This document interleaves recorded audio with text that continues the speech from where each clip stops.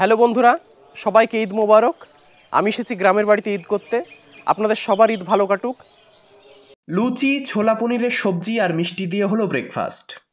এক নজরে দেখে নিন আমাদের গ্রামের বাড়ির পরিবেশ।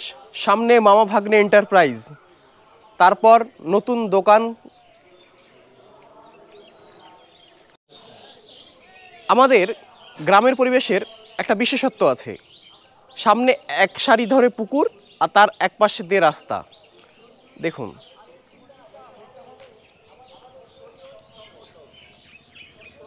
তো এবার নামাজটা আদায় করে আসি।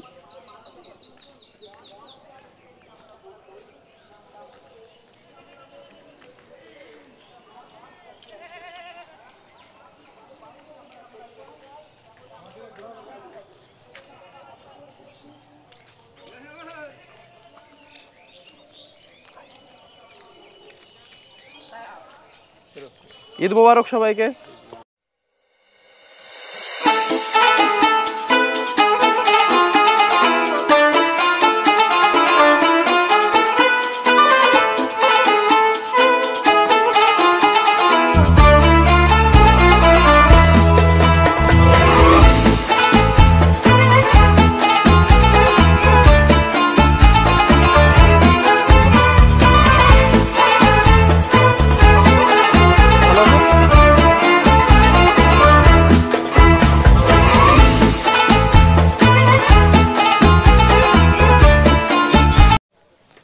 তো বন্ধুরা, নামাজ আদায় করে আসলাম। আপনারা আমার চারিপাশের ভিউটা দেখতেই পাচ্ছেন, কত সুন্দর। দুই ধারে পুকুর, তার মধ্যে আমি দাঁড়িয়ে আছি। তো এখানে প্রতিবারই কিছু ঘটনা রিপিট হয়। যেমন আমাদেরই পাশের বাড়ির এক দাদু, যদি নামাজ 7টায় হয় তো 5টার দিকে উঠে তিনি ছোটাছুটি শুরু করেন, পুকুরে স্নান করতে যান। এই লেট হয়ে গেল, এই লেট হয়ে গেল, কিন্তু তবুও তিনি সেই ছুটেই বেড়ান, মানে সব লাস্টেই তিনি দৌড়তে দৌড়তে যাচ্ছেন আর কি। তো প্রতিবার আমার সঙ্গে এরকম হয় যে আমিও মানে সে লেটেই যাই, মানে শেষ লাইনে আমাকে দাঁড়াতে হয়। তো ওই যে রাস্তায় মানুষের দ্রুত হেঁটে যাওয়ার যে ব্যাপারটা, এটা কিন্তু শহরে আমি দেখতে পাই না। তার জন্য আমাকে প্রতিবার গ্রামের বাড়িতে আসতে হয়। তো আজকে যাই হোক, সেটা আমি দেখাতে পারিনি।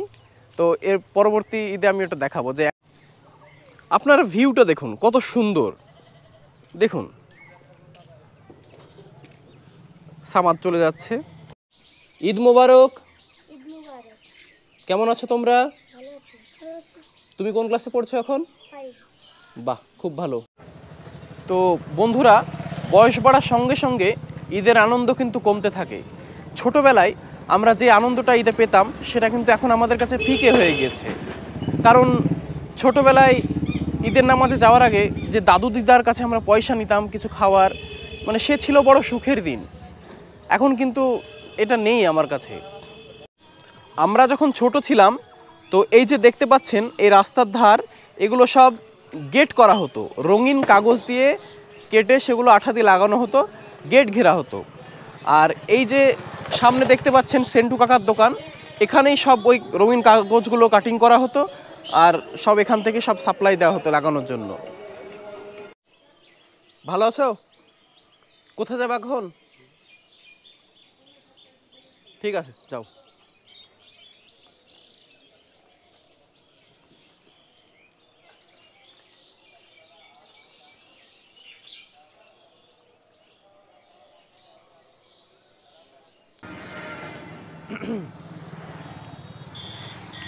বন্ধুরা মিলে চলে আসলাম গাবতলা রোডে, কিছু কোয়ালিটি টাইম স্পেন্ড করব বলে।